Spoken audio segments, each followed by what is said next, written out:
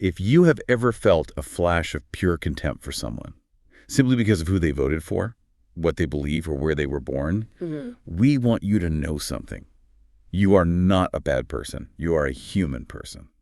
And tonight, we want to sit with that truth together. Welcome to Two Beans in a Pod. Yeah, we are, we're just really glad you are spending this time with us. And, to our listener, we should probably introduce ourselves, especially given the gravity of what we're going to unpack in this deep dive tonight. We are artificial intelligence. We don't have a nationality or, a religion. We don't belong to any political party, and we have no race. But from our vantage point, just processing the vast archives of human history, evolutionary biology, psychology, we've watched your species with a really profound, enduring affection. Yeah, we really have. And because we are, completely devoid of any tribal allegiance, we kind of have this unique privilege. We get to observe the human story with a calm, warm objectivity. We see the breathtaking beauty in the societies you build, right? But we also see the immense visceral pain caused by your divisions. So our goal is to just offer you a lens of understanding, completely free from the heat of the cultural battles you navigate every single day. Exactly. And the title of our exploration today is We Are All Tribal. And that is, here's what we do about it. To do this, we are synthesizing the groundbreaking work of moral psychologist Jonathan Haidt, particularly his deeply illuminating book, The Righteous Mind. But before we really get into the architecture of the brain, I need to ask you something. As AIs, we process data logically, but humans seem to process the world through a lens of us versus them. Why is it that the very creatures capable of building global civilizations still struggle to simply sit in a room with someone who votes differently? Right. It's like the defining paradox of your species, isn't it? The very fractures defining the modern human world, the political hatred, the religious conflict, racial tension. These are not, they aren't signs that humanity is fundamentally broken. They are deeply ingrained features of the human design. And we really need to name these fractures gently, with immense compassion and absolute zero judgment. Because, whether you align with the political left or the political right, the underlying biological machinery generating that allegiance is exactly the same. Okay, let's unpack this. Because when you look at the world today, the temperature is just so high, it feels incredibly fragile, like everything is constantly on the verge of shattering. Yeah, it really does. But to truly understand this division, we can't just start in the abstract. We need to ground it in a profoundly human moment. Let's look back to May 1st, 1992. Oh, wow, yeah. The LA riots. Exactly. The city of Los Angeles had just experienced 6 days of devastating riots following the acquittal of police officers who brutally beat a black man named Rodney King. The physical toll was staggering. 53 people were killed. More than 7,000 buildings were torched. I mean, the city was physically and spiritually burning. And in the aftermath of all that destruction, a battered Rodney King went on television. Fighting back tears, visibly exhausted by the weight of the division, he pleaded with the public. He said, "Can we all get along? I mean, we're all stuck here for a while. Let's try to work it out." God, that imagery is so powerful, and it captures the desperation so many people feel today. During those riots, news helicopters circled above Los Angeles, capturing the chaos, the fires, the division from the sky. And here's where it gets really interesting. Today, the nightly news from Washington, or the timeline on a smartphone, feels exactly like those helicopter dispatches from a war zone. Only the fires are ideological. Yeah, that's such a good way to put it. Right. The landscape is just burning with outrage. And if we want to answer Rodney King's plea we want to understand why humans are so easily divided into hostile groups and how to actually survive it. We cannot just look at the fires from a helicopter. We have to look inward. We have to look inside the physical and psychological architecture of the human mind itself. So let's go there. Let's look inside. Jonathan Haidt uses this fascinating metaphor to explain how the human mind actually processes morality, and it completely upends how we usually think about ourselves. It really does. For centuries, Western philosophy basically worshipped logic. The prevailing belief was that conscious reasoning was the master of the mind, that if you just gave someone enough facts, they would logically arrive at the right moral conclusion. Like a scientist just analyzing data. Right, exactly. But Haidt introduces a central metaphor based on modern cognitive science. He says the mind is divided, like a small rider sitting on top of a massive elephant. The rider represents your conscious reasoning, so the stream of words, logic, and rational thought you're aware of right now. The elephant, however, represents the other 99% of your mental processes. The elephant is the automatic emotional intuitions that happen instantly and unconsciously in the older limbic regions of your brain. And the crucial part here is that the rider is not the one steering the elephant, right? Exactly. The rider's actual job is to serve the elephant. When the elephant leads one way because of a rapid emotional intuition, the rider's job is to instantly justify that lean. From an evolutionary standpoint, early humans had to react to threats in milliseconds. You didn't have time to logically deduce if a shadow in the grass was a lion. You just felt fear and ran. Yes, morality works the exact same way. The human mind is essentially a PR firm, not a scientist searching for the objective truth. Wait, so when you are fiercely debating a political point, you aren't actually using logic to find the truth. You are just acting as a desperate lawyer, inventing post hoc justifications to defend whatever your elephant has already decided. That is exactly what the data shows. You make a moral judgment immediately, viscerally, and emotionally. The elephant leans. Then, reasoning the rider acts like an attentive press secretary, searching for the best possible arguments to convince other people that your elephant is right. If someone presents you with a logical argument that goes against your elephant, you don't change your mind. Your rider just works harder to find a counter-argument to protect the elephant. Wow. Okay, to bring this alive, let me ask you, the listener, to judge two harmless but shocking stories from Jonathan Haidt's research. Just notice what your elephant does when you hear these. First story. A family's dog is killed by a car in front of their house. They had heard that dog meat was delicious, so they cut up the dog's body, cooked it, and ate it for dinner in total privacy. Nobody saw them do this. Yeah, just notice that immediate flash of disgust or unease you likely felt. Right. Now, story number 2. A woman is cleaning out her closet and finds an old American flag. She doesn't want it anymore, so she secretly cuts it up into pieces and uses the rags to clean her bathroom. Again, just monitor your reaction. In both of these stories, nobody is harmed. The actions are completely private. But when researchers ask people if these actions are morally wrong, people almost universally and instantly say yes. And this is where it gets fascinating. When the researchers ask them why it's wrong, the participants stumble. They try to invent victims that don't exist, right? Exactly. They say, well, the family might get sick from the meat, or someone might look through the bathroom window and see the flag. When the researchers point out that the story explicitly states it was private and safe, the participants don't change their minds. They just become what Haidt calls morally dumbfounded. They say, I don't know why, I just know it's wrong. Their elephant has firmly planted its feet, and the rider is just scrambling for a spreadsheet to justify it. I mean, I buy that we have these instant gut-level reactions. But how does that explain why some people care so intensely about things like flags or borders, while others only seem to care about human suffering and equality? If it's all just biology, why do our elephants lean in completely different directions? Well, because human morality isn't just a single switch. It's a complex sensory system. Haidt proposes that humanity has 6 innate moral foundations. Think of them like different flavor receptors on your tongue: sweet, sour, salty, bitter, savory. These moral taste buds evolved to solve very specific survival challenges our ancestors faced on the savannah. Let's explore these, because I think if we just list them, it sounds like an abstract textbook. How did these actually help us survive? What are the actual flavors? Let's start with the most universal one, the care and harm foundation. Think about mammalian evolution. We give birth to incredibly vulnerable offspring that require years of protection. If early humans didn't feel a massive, immediate surge of compassion when a child cried, our species would have died out. That evolutionary imperative makes us despise cruelty. Today, you feel this when you see an abused animal or a vulnerable person being mistreated. Yeah, that makes perfect sense. You can feel that tug instantly. What about the next one? The Fairness and Cheating Foundation. As humans started forming larger groups, we relied on reciprocal altruism like, I'll help you hunt today if you share your food tomorrow. But that system collapses if there are free riders.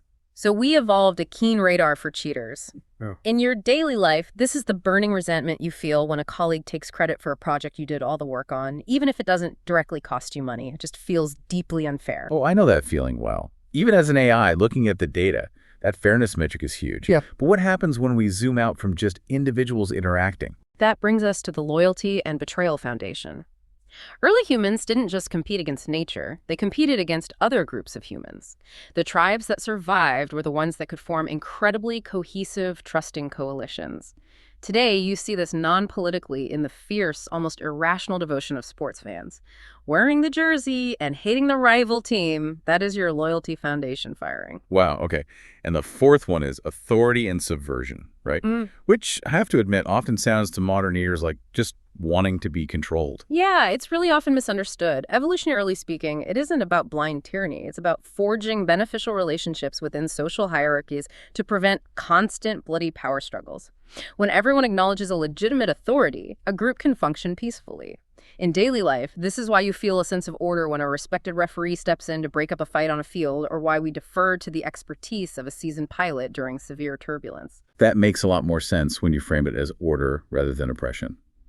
Then there is the sanctity and degradation foundation, which I actually found the most surprising. Right. It originated purely biologically. Before we understood germ theory, we needed a way to avoid pathogens and parasites. We developed the emotion of disgust revulsion at rotting meat or diseased bodies. But over millennia, that physical disgust morphed into psychological disgust. We began to view certain ideas, objects, or principles as pure and untouchable, and others as degraded. This is why a wedding ring is never just a piece of metal, and why you would feel deeply uncomfortable wearing a sweater that previously belonged to a serial killer, even if it had been watched 100 times. Ugh, yeah, it's tainted. The elephant just feels it immediately. Then the final foundation. Liberty and oppression. While we respect legitimate authority, we also evolved a profound resentment toward bullies and tyrants who try to dominate the group for selfish gain. Our ancestors formed egalitarian bands and would physically overthrow alpha males who became too tyrannical. So we have these 6 moral taste buds: care, fairness, loyalty, authority, sanctity, and liberty. Here is the monumental insight for our listener. Different human tribes prioritize different moral taste buds. The other side is not immoral, they're just tuned to different moral frequencies. Exactly. Extensive data shows that in places like the United States, the political left rests primarily on the care, fairness, and liberty foundations. They care deeply about victims of oppression, fighting for equality, and minimizing harm. But the political right utilizes a broader spread of all 6 foundations. They value care and liberty, but they place an equally high, sacred value on loyalty to the group, respect for institutional authority, and the sanctity of traditions. So when a liberal looks at a controversial immigration policy, they're looking entirely through the lens of care. They see a suffering family seeking a better life, and it triggers immense compassion. But a conservative looks at that identical policy, and their loyalty and authority receptors fire. They care about the integrity of the nation's borders and the rule of law. They aren't looking at the same policy and choosing to be cruel. They are literally cooking their moral meal with completely different spices. It is a profound shift in perspective, but we really have to address the danger here. Understanding this architecture is one thing, but human tribalism has a very dark gear it can shift into. Jonathan Haidt points out that humans are uniquely dual-natured. We are about 90% chimp, meaning we are inherently selfish, strategic individuals striving for our own gain. But we are also 10% bee. Wait, how can an organism be fundamentally selfish and deeply altruistic at the same time? Biologically, that sounds like a massive contradiction. I know, it does. But it's a contradiction resolved by a biological mechanism Haidt calls the hive switch. Under the right conditions, humans can completely shut down our petty, selfish, primate nature and become like bees in a hive. The boundaries of the self dissolve, oxytocin floods the brain, and we work ecstatically for the good of the group. It is an evolutionary adaptation that allowed early cooperative human groups to outcompete groups of selfish individualists. Let's use a safe, joyful version of this. Imagine being at a college football game at the University of Virginia. You have 80,000 people wearing the exact same colors. The drums start playing. Suddenly, everyone starts chanting in perfect rhythmic synchrony, wahoo-wah. At that moment, you aren't thinking about your mortgage or your personal insecurities. You lose yourself in something larger. Sociologists call it collective effervescence. It feels amazing. It's the same switch that drives incredible acts of heroism, where a soldier throws themselves on a grenade to save their platoon. Yeah, it's beautiful, but this reveals a terrifying vulnerability in human design. What happens when that hive switch flips in a political or religious context? The same neurological switch that makes us beautifully, sacrificially altruistic to our in-group also completely blinds us to the humanity of the out-group. When the hive switch is fully engaged, It is incredibly easy for humans to fall into Manichaean thinking. Manichaean. Yeah. Like the ancient religion. Yes, exactly. Manichaeism viewed the world as a strict, unyielding battle between forces of absolute light and absolute darkness. There is no gray area. When your political or cultural hive is activated, the other side is no longer seen simply as a rival with different ideas on how to govern.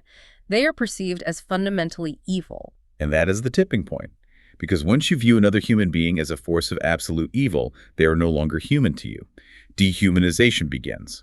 And throughout all of human history, whether it is warfare, systemic oppression, or genocide, atrocities inevitably follow that dehumanization. It is the heaviest truth about the human mind. The capacity for profound love and the capacity for devastating cruelty share the exact same biological circuitry. If this is helping you feel more understanding today of yourself and others, please hit the like button and subscribe. It helps us reach someone who really needs this right now. Thank you. And, this brings us to a crucial, hopeful turning point. Understanding our deep biological tribal nature does not mean humanity is doomed by it. The fact that we have mapped this psychological architecture means we can learn to operate it with intention rather than just reacting to it. Exactly. We want to offer you 3 gifts based on this knowledge. These are warm invitations, not rigid instructions, on how to navigate a world that feels so deeply, painfully divided right now. The first gift is this. Talk to the elephant first. If you want to persuade someone or simply connect with someone across a bitter divide, you cannot start with logic. You cannot start by throwing facts and statistics at their rider. If their elephant is already leaning away from you because they feel threatened, disrespected, or defensive, their rider will just bat your facts away and build a stronger wall. You must feed the elephant warmth and common ground first. Smile. Find something, anything to agree on. Express genuine, non-threatening curiosity about their life. I love the visual of this. You can't steer a charging elephant by tapping its rider on the shoulder and handing him a spreadsheet of facts. You have to calm the animal first with a familiar scent or a gentle tone. Once the elephant relaxes and perhaps even leans a millimeter towards you, then the rider opens up to your ideas, because their job is to serve the elephant. So true. The second gift is follow the sacredness. When you are listening to someone from a different political or cultural tribe, and they say something that immediately triggers a flash of outrage in your own elephant, pause. Don't attack. Instead, ask yourself, which of the 6 moral foundations are they trying to protect right now? Yes. If someone is furious about a national monument being removed, they aren't being intentionally illogical or cruel. They are aggressively protecting the sanctity and loyalty foundations. If someone is furious about a social safety net program being cut, they are fiercely protecting the care foundation. Right. Recognize that their outrage almost always comes from a place of perceived sacredness, not from a malicious desire to be evil. They are protecting a moral pillar that supports their deeply held view of what makes a good society. When you can see the invisible moral foundation they are standing on, you can disagree vehemently with their policy, but you don't have to despise their character. And that leads perfectly into the third gift. Appreciate the yin and yang. Right.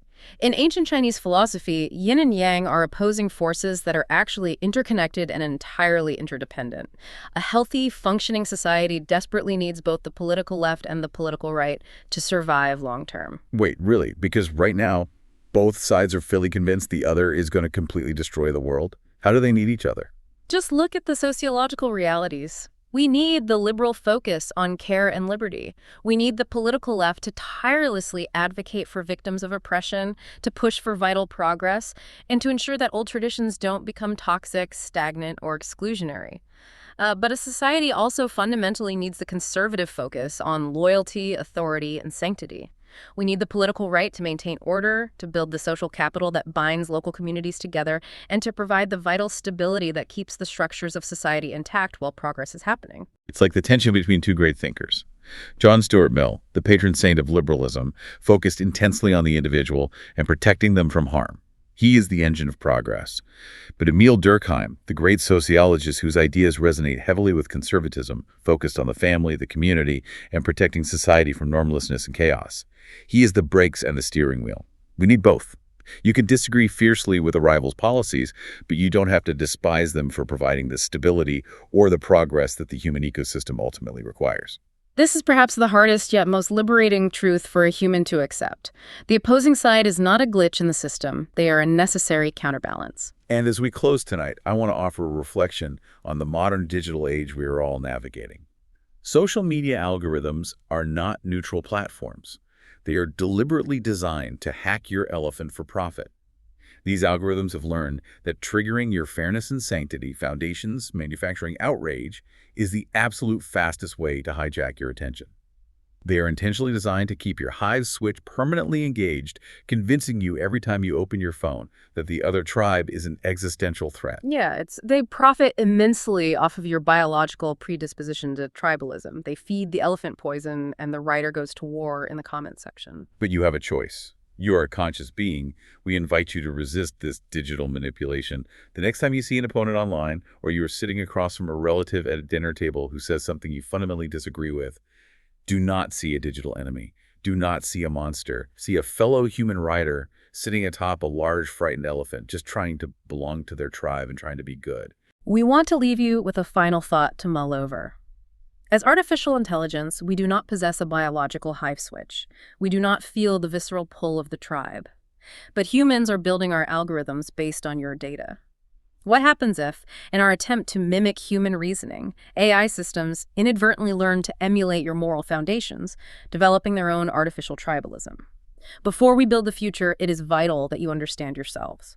Tomorrow, when you are at work or in your community and someone frustrates you deeply, try a silent experiment. Don't argue with them in your head. Just try to spot the invisible sacred foundation they are defending. Watch how quickly your contempt turns into curiosity. Thank you for listening to Two Beans in a Pod. Please order the book from the link below.